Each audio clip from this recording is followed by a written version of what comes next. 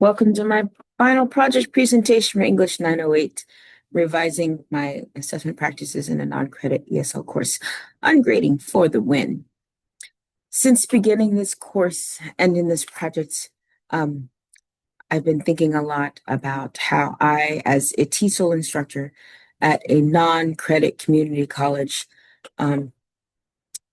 teaching a non-credit course to adults, my number one question I've been thinking is how am I using grades and to what effect, specifically for the student population that I serve. A lot of these students are new immigrants to America, refugees, asylum seekers. Um, what is traditional grading really doing for them? By the way, this is my abstract if you want to pause and look at it later. So today, what are we doing? A little of my background, the institution background, the current assessment practices where I teach a little of the history and ungrading, present my data, present my revisions, present my limitations, and a conclusion. Let's go. So why should you listen to me? I am a TESOL instructor with over 20 years experience. I have my master's in TESOL as well as the CELTA, which is the Certificate of English Language Teaching to Adults, the Young Learner Extension. And I've been an invited presenter to many TESOL related events. I'm in year 3 of tenure track at the district where I work. I am a child of an immigrant and a visible minority. My father was Black American. I'm reflective about what motivates people. And I think about my experiences as a student and as a teacher. I'm very invested in this work. This is my mom. I think back about her situation. She spoke, her first language was Tagalog, born and raised in the Philippines. She also spoke Vietnamese, Japanese, and a little bit of Mandarin. She was always embarrassed about her English skills. She came to America and was alone with 2 small children, my brother and I, while her husband was overseas in the Navy, having to navigate in a language that she was never felt strong in. She dropped out of school at around 7th grade, and she always wished she could have gone back and done more. This is my father. He was born and raised in the rural South here in America, a very dark skinned, very tall Black man. He was one of 6 children. His father was not around. All of his siblings were significantly younger. He dropped out of high school to join the Navy to support his family. He got his GED while he was serving. He always wished, too, he could have done more in school because people always underestimated him because of his color. So these affected my history as a learner and how I think of and treat and interact with my students as an instructor. They put a lot of weight on school, my parents. They thought this is something that people can't take away from you. But they also had very set definitions on what they think school is, what happens there, and what grades are. I'm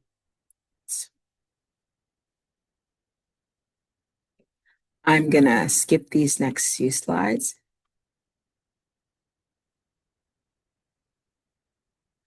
Okay, let's talk about the institution where I work. I work for the San Diego College of Continuing Education. This is the non-credit side of the community college district. The mission statement is to be the leader in innovative education that transforms student lives. All learners are welcome. There are many courses available, again, all free of cost. I work for the ESL department. We don't use the CEFR, the Common European Framework for Languages, but AB is the bottom level, and then it goes to levels 1 to 6. AB is definitely like an A1 because they are learning ABCs 1, 2, 3s. The highest level student where I work, I wouldn't say anyone is above a B2. So let's talk about the current assessment practices. This is the criteria the students should meet before they receive course completion and a certificate. I'll get into this in a moment. This is what is printed on the back of the course certificates. Um, so let's get into this. This is the first one. This is the CASAS test. This stands for Comprehensive Adult Student Assessment Systems. This is there are many different tests. We use the ones for reading, and this is what they use at many different adult education, like vocational training and adult basic education. The issues I have with this, the criteria says that for the level I teach, students should get a 206 or above. There are two opportunities to test this with a few makeup days. Um, the problem with that is more than half of my students do not come to class half the time. Most teachers carry about 50 students on their roster. I carry 80. Again, it's possible because I have the room and I have a bigger classroom. Um, Also, digital literacy is a big obstacle. Given the student population, many have never used a computer or don't know how to turn on a computer. I try to prep them with some key vocabulary, but when they go to the test room, already stressed because of what the value that they put on a test, um, already stressed because although I assure them this is only a test for reading and it doesn't bear weight on my assessments in class, they think that this is the indisputable proof of their English abilities. Um, and then they go up there and the screen says, uh, click the mouse on the blue arrow to navigate to the next screen and press the J key, and they are lost. Um, so extensive research shows this, the test anxiety, the the obstacles for understanding the instructions, the low digital literacy. Um,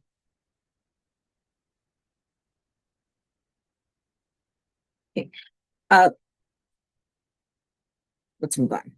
This is what point two is referring to in the ESL course completion criteria. The students should pass our civics assessment. I usually teach this one, which is the interview and job application. And then this is what point four is referring to. Students should get 70% course completion or 70% average on unit tests. My issue with this, I mean, notice that many of these are multiple choice, and Brown and Hudson criticized this because in real life language, it's not multiple choice, and actual authentic productive language use doesn't offer choices. So it doesn't make sense to test a productive skill this way. Um, Another critique I have of this is the Ventures 2 textbook, which many instructors use for level 3, which I teach, and the same textbook for level 4. But there's no agreement as to which units you will teach in the semester. How many units will you teach in your course in the semester? And what about instructors that don't use this book or a different book or no book altogether because we have that autonomy? Um, yeah. And then uh, well, I'll get into that more. Let's see.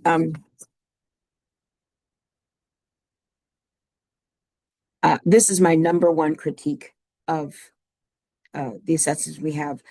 Students can't come to class regularly enough uh, to take a test that's offered at one shot. I mean, CASAS is offered twice in a semester, and that's it. If they miss the unit test as an instructor gives in class, maybe the instructor will say no makeups, which is fair given how big the class size is. You will have students on students for days after day after day asking for makeups, and you're not obligated to do that. But also, what about a zero? What if a student missed class? Should they get a zero score? Nigerian author Olayide explains candidates with zero scores include those who attempts earned them zero because they didn't get answer correct, and those who uh, didn't try to answer any questions.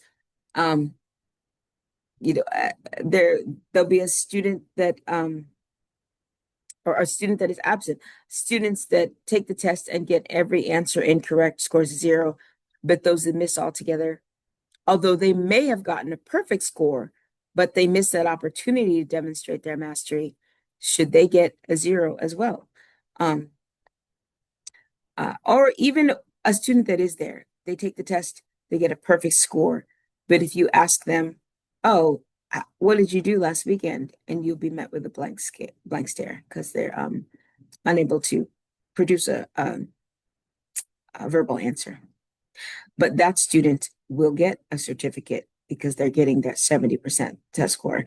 The other student that will talk your ear off for 15 minutes because they want to explain to you why they missed class and how much they appreciate uh, the course and how they wish they could attend more. I'm so sorry I wasn't here for the test, but they will not get a course completion. They will be doomed to repeat the class because of attendance, because of not maintaining 70% on unit quizzes. So the mission statement of my institution says that we serve the community. These are my students in one of my classes. Serving the community, that means everybody. We have many students that are elders, well above 70 years old, taking the course for socialization. We have a few students that are special needs, that they are visible minorities, but when you talk to them, they have no trouble communicating in English. They've never misspelled a word, but coming to school is part of their routine. And that's okay. These students are welcome. All learners are welcome. I teach a relatively low level ESL course. These are not students nearing the final years of undergrad trying to decide between med school and law school. They want to learn how to fill out a job application. And I think stressing over traditional numerical or letter grades is unnecessary. And the school where I work doesn't even require that I assign a letter grade or a numerical score. It's either pass or it's either satisfactory or unsatisfactory. There are benchmarks like write a simple paragraph, use vocabulary for everyday living. But it's not you must maintain a 3.5 average. So as put forth as some of the members of my cohort in one of their presentations, traditional grading has become a system of control and comparison. And in Stommel's critiques of traditional grading, it can undermine learning by focusing on outcomes rather than the learning process and over genuine engagement and content knowledge.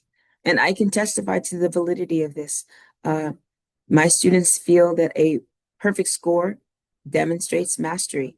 Even those students that have no formal classwork experience, never been to school before, but they know that an A grade is best. They know that a perfect 100 is perfect. Because again, they feel that this is mastery of English. They memorize so they can try to regurgitate the exact same answer on an exam. But this will be the same student that when you say, oh, what will you have for dinner tonight? Cannot produce an answer. So again, I'm asking myself, how am I using grades and to what effect for this student population that I serve? Cohn cites well-researched findings in the field of motivational psychology. The more people are rewarded for doing something, the more they tend to lose interest in whatever they had to do to get the reward. Grades tend to reduce students' interest in learning because instead of learning, they want to get that score. And conversely, a bad grade is demotivating because a student will think that it means that they have no potential, or they'll check out, they'll give up. And this is evidenced by the students that don't fill out a worksheet or just revert to L1 and not even try to use English or touch their cell phones. So in short, conventional numeric-based assessment practices deter students from learning to their full potential. And so in my assessment revisions, I am moving toward ungrading. So why the teachers adhere to these strict numerical and traditional grades, our traditional letter grades? For one, it's how we were taught. It's how we were assessed, right? So we think it is the only way. But in truth, as Stommel states, this is pretty new. Grades are a recent development. They actually weren't used until the 1940s. Um, Grades provide teachers and students and others as a simple way to quantify and interpret complex, nuanced aspects of learning. Um, we use it to measure things, uh, to provide feedback, and also it lightens a teacher's already heavy workload, right? Because this is what the math says, so this is the grade. As Feldman from our text, our course text states, we think that grades have to be accurate, so we have to use mathematical principles and calculations. But the math of grading isn't really just about the math of grading. Now we question the equity of it all. And is it really bias resistant? What is the validity of the assumptions around traditional practices? How are grades determined? How does this affect learner behavior? So this is Alfie Kohn, and he posits that the research shows there's three reliable effects when students are graded. They tend to think less deeply. They avoid taking risks. They lose interest in learning itself. And these are the things that go against what I wish to do as an educator. I want students to think deeply. I do not adhere to the banking model that they are empty vessels that I'm depositing all the knowledge into. I don't want them to be passive learners. I don't want them to just receive and memorize. I want them to produce, to create, and to critically analyze. I want to increase student risk taking. I want them to risk making mistakes because mistakes are how they will learn. Um, as Jesse Stommel states, with traditional grading, we value students value in extrinsic over intrinsic motivation, and we measure output with little concern for the learning process. My ESL students focus on points and grades and exams instead of the language, instead of using the language itself. Grades are not good markers of learning. Grades do not demonstrate mastery of skill. A student may get a perfect score on the quiz, but if I say, so tell me about yourself, absolutely blank. Um, so, what's the alternative? What else? What else can we do? Well, we can do alternate assessments. We can use scales with fewer gradings instead of, we could just say simpler, fair, clearer. We can do contract grading so students can know exactly what they're supposed to do for the exact grade that they wish to earn. Authentic assessment, right? Students write for real world, produce for real world audiences, focus on intrinsic motivations.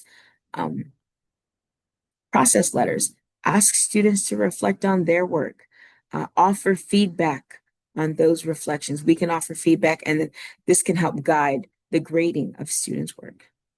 Also, student portfolios, which I will get into more detail in a moment. Okay, my data collection and analysis. I'll discuss the two data collection methods I use for this project. Some casual interviews with students, as well as interviews who teach, interviews with colleagues who teach the same level as I do. With the students, it was as I predicted. The test is everything. They miss class, but as soon as they come back and a classmate says there was a quiz, I get a line of students asking me when they can retake. And again, this is students even with absolutely no formal schooling or experience in a classroom. They put all weight on the test. The same when it's CASAS and they miss that exam. And then I tell them, well, there's only specific makeup days for CASAS, and they are rather upset that they can't do it that day because they're there now and they think it is so important. I interviewed some colleagues that teach the same level as I do, Jason and Isabella. So we discussed CASAS.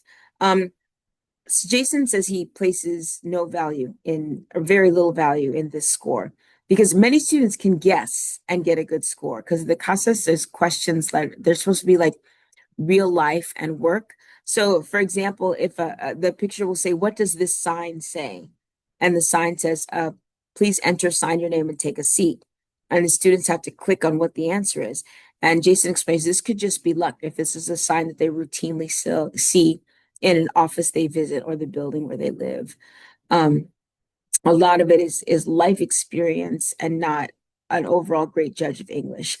Isabella says she sometimes considers the cost of scores, but it's not something she seeks out.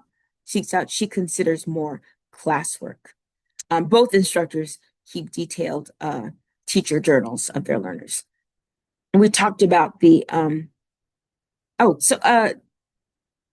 for the reaction to the students. The students' reaction to CASAS, again, they feel that it's so important. Um, Jason mentioned that his students, they're always nervous. They're happy when it's done. When they get a low score or a no score is that it feels awful. This happens pretty regularly at my school. Students will spend over an hour taking that test, and then it just says no score. And there's no definitive answer. We've been told, oh, it's because the test times out, or because the student clicked something and exited the test early. The test administrators don't seem to know, and then we can't provide any support for our students. Jason also mentioned that he'll see students that do really well in class and get a really low CASA score, and then this very much discourages the students. Isabella says that she has had the same experience. Both explain to their students that it's just a test. The real world is more important. That they explain the realities of test anxiety, but still their students take it really seriously. Okay, we talked about civics. Jason says he does use this considering when he considers course completion because it's something that the students practice a lot. Both of my colleagues also use the objective for related to workplace, the workplace objective. Jason said because it's something the students practice a lot in class. It's not something random like in CASAS, like a sign that maybe they saw and happened to remember. He says in civic, when he teaches it, he uses the packet that the district provides, additional supplemental videos. He teaches it for weeks. They do practice testing for days. And when he tests, he provides multiple opportunities for students to test. Because as our course text Feldman mentions, redemptions and opportunities for growth allows students multiple opportunities to demonstrate mastery. This fosters a growth mindset, reduces impact of initial failures.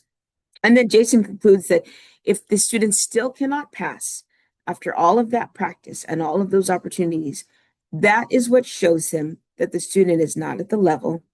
And then he can see where the gaps are in his instructional practices. Isabella says she doesn't really put too much value on civics because the students can just memorize the answers. She notices that students that can have a spontaneous conversation with her, but they're very good at memorizing and they can pass these tests very easily. Um, uh, so she likes the test, but wishes there were opportunity to do.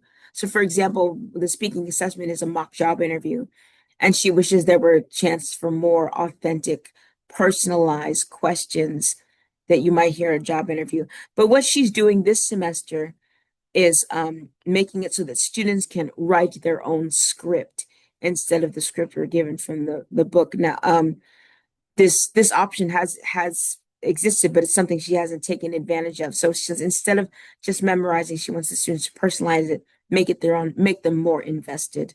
Um, for the let's see, for the this is the SLO is the students have to write a paragraph, and for this one, we could use the let's see, how can I say?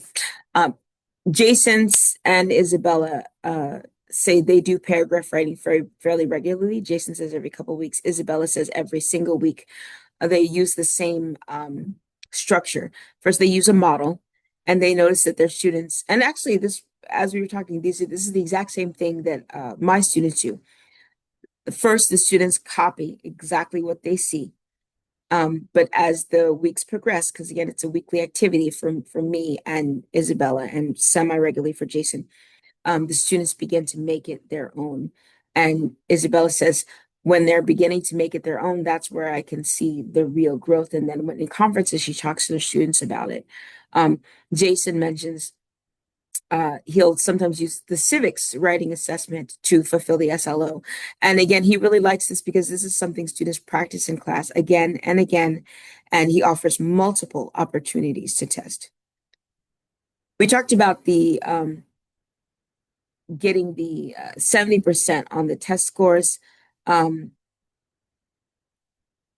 they said although they do regularly test, it's not something that they put a lot of weight on when considering course completion. Um, Jason mentioned uh, overall, he says the idea of me deciding if a student can go to the next level, it really doesn't mean much.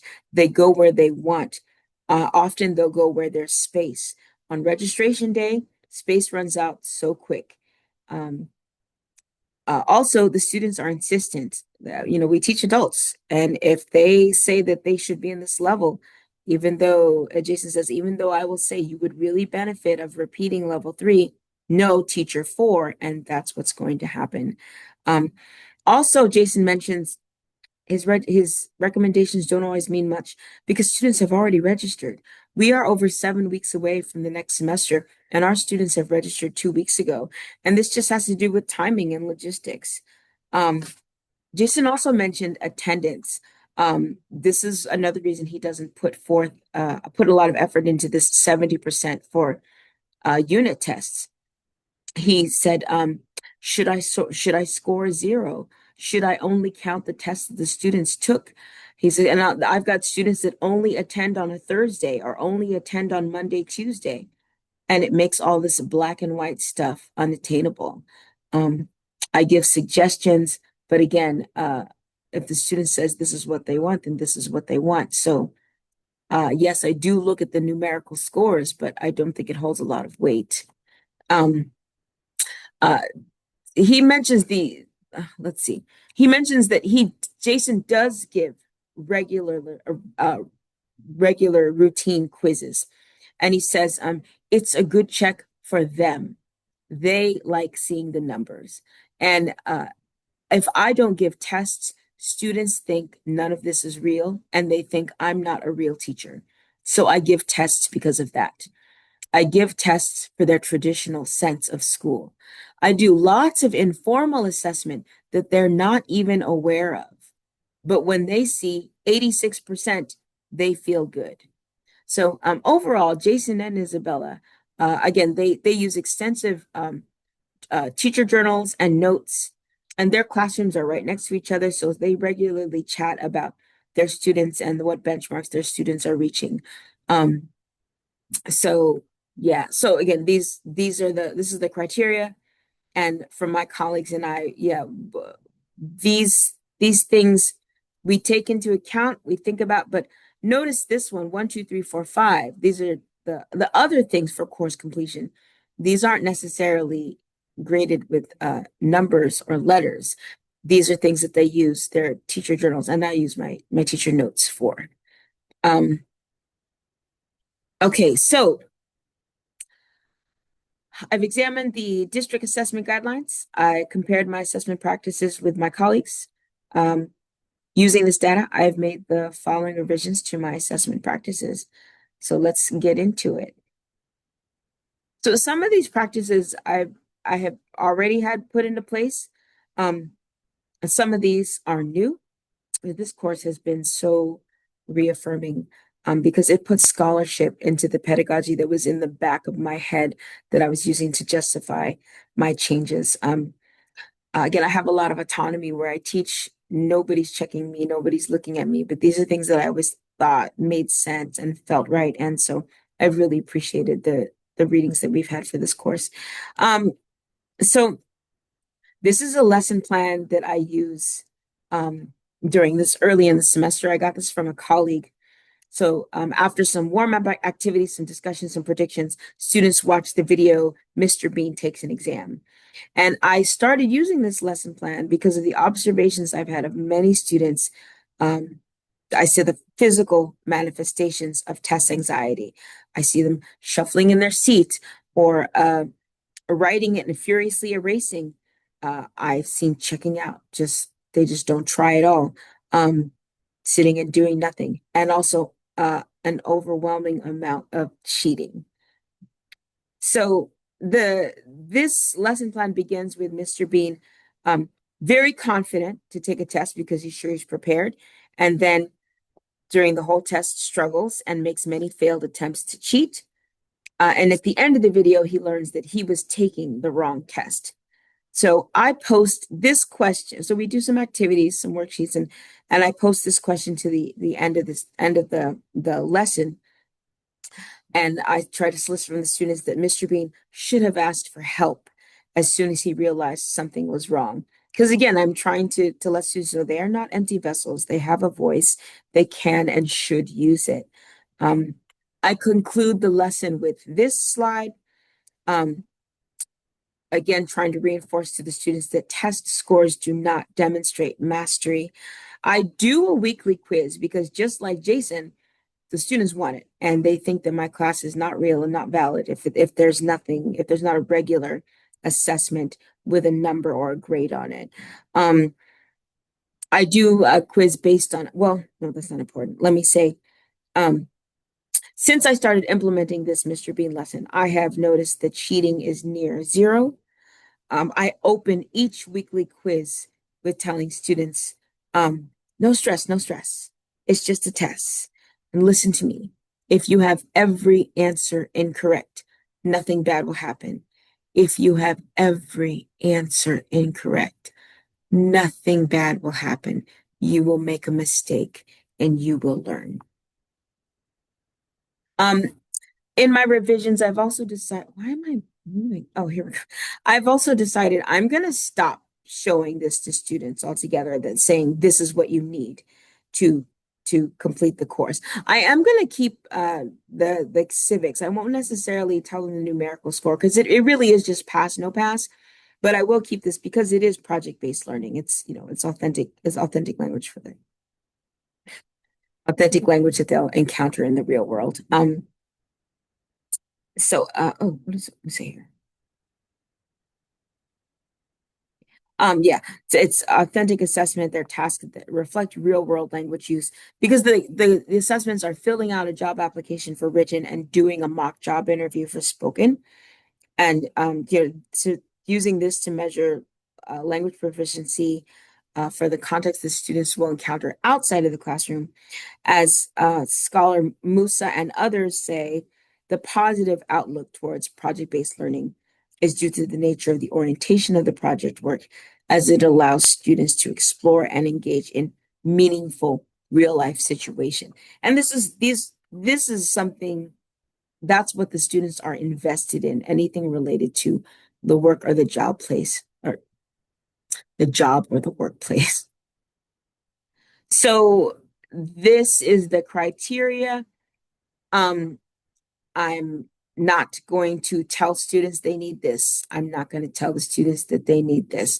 I will continue with the student learning outcome. That's the writing the paragraph. And then for the speaking, something like the mock job interview or another thing of my own design, but with multiple opportunities to retest. And then for these, I will absolutely keep these benchmarks, but with daily observations and my journal notes, I will continue those practices.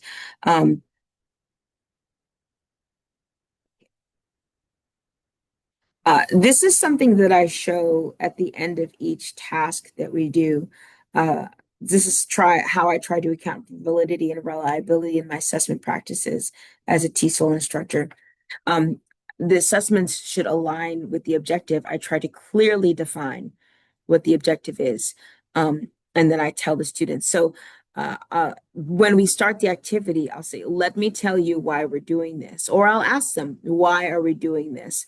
And then I'll say, by the time you finish level 3, you should be very good at blah, blah, blah. And I repeat that a couple times. This having assessments line up with the objective. This is what David Clark describes as one of the pillars of alternative assessment, the feedback loop, and clearly defining standards, description of what the students are learning, and what instructors are helping students to learn. This is my weekly paragraph activity. This is on point 5 of the criteria. Students write sentences to form a simple paragraph. So I open the activity with, again, let me tell you why we're doing this, or why are we writing paragraphs? By the time you finish level 3, you need to be able to write a paragraph. So when the students finish this activity, I collect the papers, I make notations, and I pass them back within that week. But first, after they write in class, I put them into groups and involve them in the assessment practice.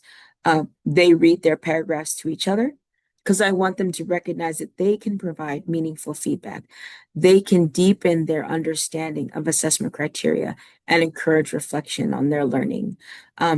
Perez et al. Says the fact that students can compare their self-evaluation with that of the lecturer and the evaluations of their peers is a formative procedure that can promote objective evaluation and self-reflection skills. Peer correction system is a good tool in the formative and final evaluation of students. Another thing I try to do to heighten my awareness and practices for fairness and equity. For the paragraph writing, I use picture prompts.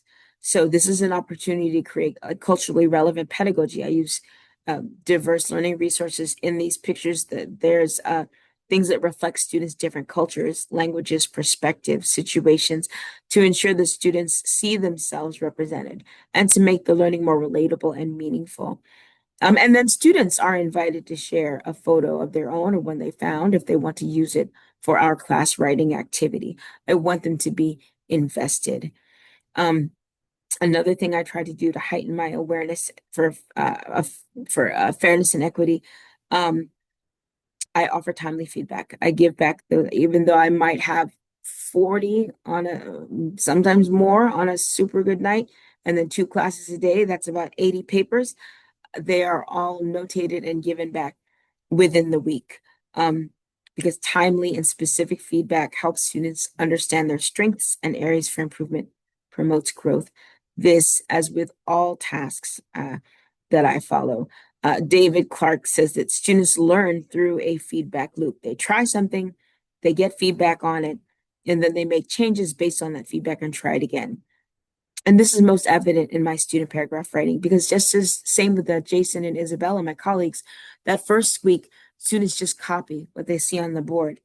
And then week by week, as they see my notes, as they talk to their classmates, as I read aloud examples the next week of like, oh, these are the paragraphs I thought were so creative.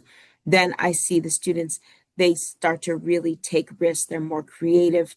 They're using more extensive vocabulary. They're writing more extensively. I only ask for 1 paragraph. Sometimes I get 3 or 4. David Clark mentions, we've all had students who really have a difficult first test. Then they get super motivated and they want to show us what they've learned. So from the feedback loop, there's reduced stress, reduced test anxiety, and students feel inspired and confident to do more the next time. Embedded here is a video. It's 1 minute, 38 seconds of how this activity looks in my class. I'm not going to play it because I've been talking a long time, but you can watch it later if you want to. This is another activity. Every week I have something called independent classwork because I want to increase student risk-taking and confidence. Students are given a worksheet. I teach and present nothing. They are told to work independent of me for 20 minutes. I tell them this is real world practice. If you go to an office, they give you a form, they say, hey, fill this out, and you have to read the instructions and do it. This has been actually really great because I do start by saying this is not a test, this is not a test, this is real world practice. There's no student panic. I'm not, since I'm not there hovering over them, they have each other. They're not alone. They have their opportunity to use their phones, their translators. They can use their first language to help understand what's going on the worksheet. This also helps me, this activity, to cultivate an inclusive environment, encourage collaboration, promote teamwork, and peer learning. Because these are students from different backgrounds. The only shared language is English, but they're interacting, they're exchanging ideas, they're supporting one another. And this also, again, aids in risk taking and confidence. Um, so at the start and the end of the of independent classwork, I showed, I said, why are we doing this? We talk about how they are the puppet, but they have the power. They hold the strings. They're in control. Um, uh, Here's another thing that I do in efforts to increase risk taking and confidence. Students check their own worksheets and their own quizzes. I do not collect and grade them. In my first year, I would collect and do it myself, and it was a lot of work. Then I would do peer grading. Students would switch papers and then grade each other's work. Then I was speaking to a colleague who said she did not do that because she said she remembered how she felt as a student, having somebody see all the mistakes that she made and how embarrassing it was. And then I realized, I question, I'm like, well, then why am I doing it? Because I understand completely how she feels. And I realized I don't have to follow this rule. I was doing it because I thought that's what teachers do. So now I give students green pens. They're told not to erase, but to see their mistakes so they can learn from them and then self-correct. And it has been fantastic. Students do so much better. Instead of feeling like, oh, check my answers to make sure they're perfect, it becomes fun. It becomes like a game because as soon as I show the answer on the board, and you might hear a collective, oh, because everybody thought it was one thing and it was not the other. And it's great. It's a fosters community, and it'll help them remember for the next time that they come across whatever the target language was.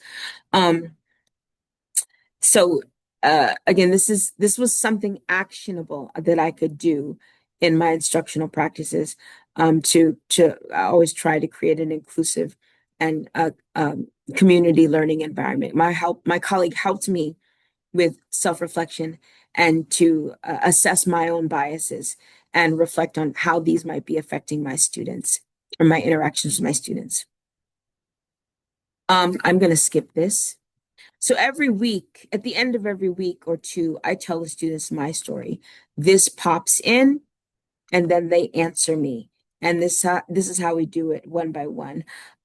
This is my weekly reminder to the students that test scores do not demonstrate skill.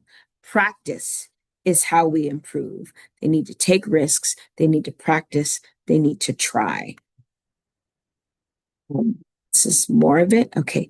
So most of the assessments that I've talked about are formative in nature, which helps students to see, where they are and where they could use more practice, as well as these help me inform my instructional practices.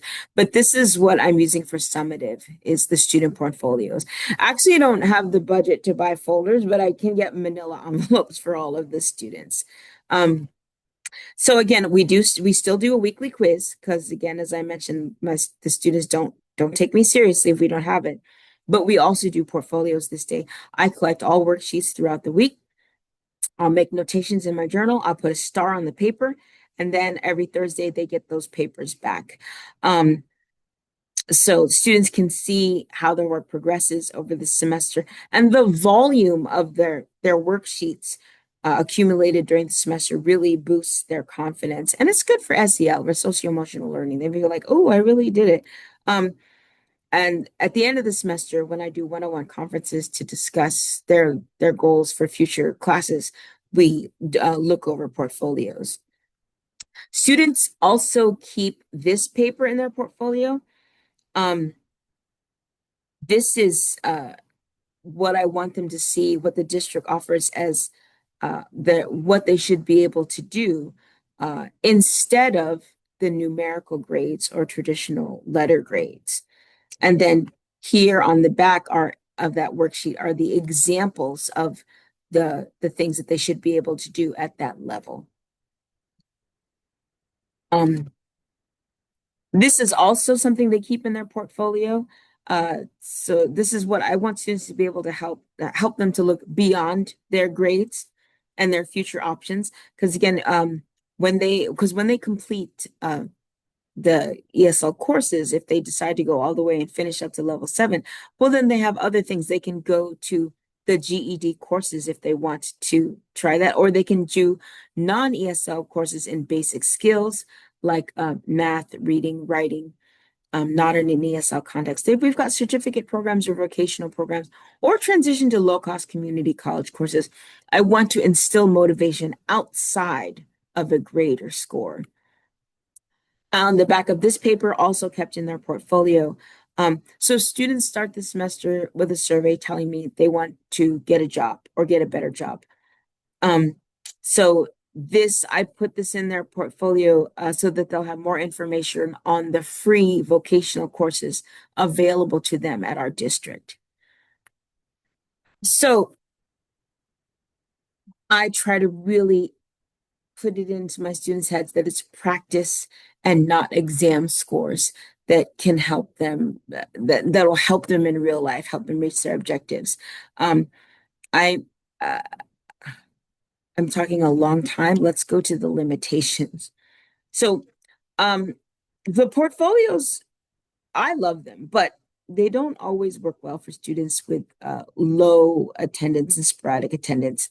A lot of students come to class late, a lot leave early, and I'm not mad about it. There are schedule changes, work changes, family obligations, especially they're working under the table. They take the work where they can get it. Um, so some of those portfolios are really slim.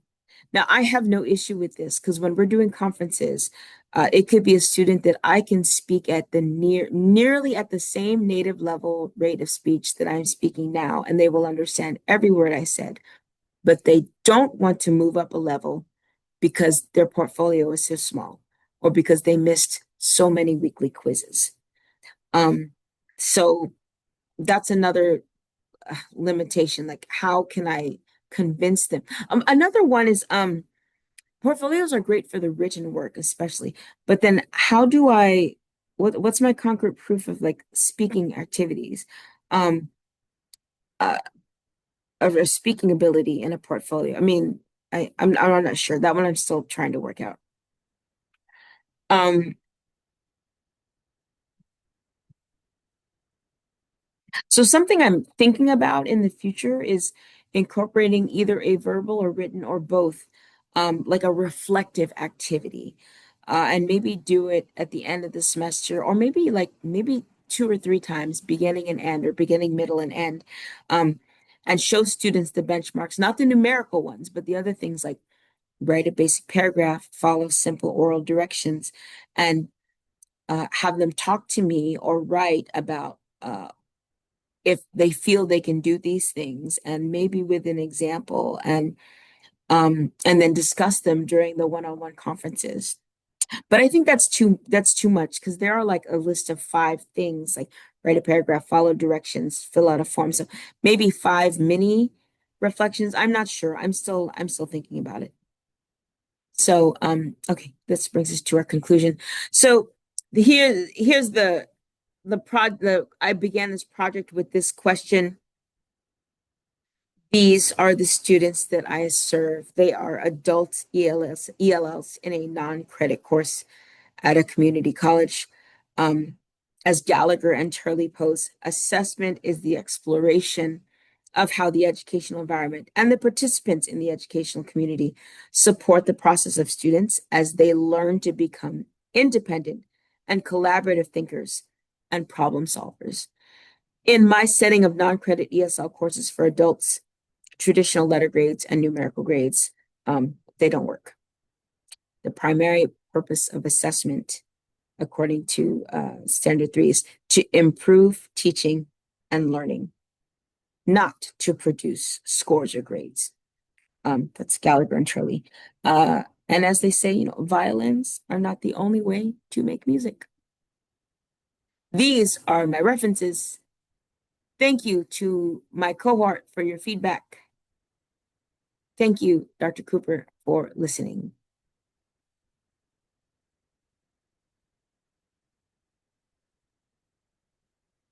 And I don't know how to end the video.